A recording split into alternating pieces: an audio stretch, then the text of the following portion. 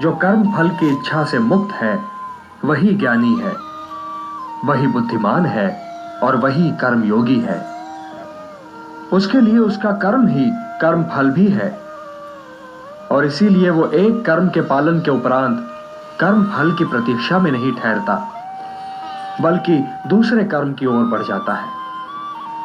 उसके ज्ञान की अग्नि मोह, क्रोध, द्वेष, आकांक्षा, लाभ, हानि, सुख और दुख के मैल को जलाकर उसके कर्म को शुद्ध कर देती है और उसका कर्म अकर्म बन जाता है और वो कर्ता से अकर्ता।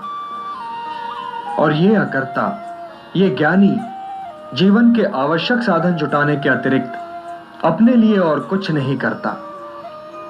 उसके शेष कर्म समाज कल्याण के लिए होते हैं। यह मनुष्य कर्म करते हुए भी पाप से दूषित नहीं होता। उसका जीवन तो स्वयं ही समाज के लिए कल्याणकारी हो जाता है। हे निष्पाप अर्जुन, ऐसे ही व्यक्ति का जीवन यज्ञ है।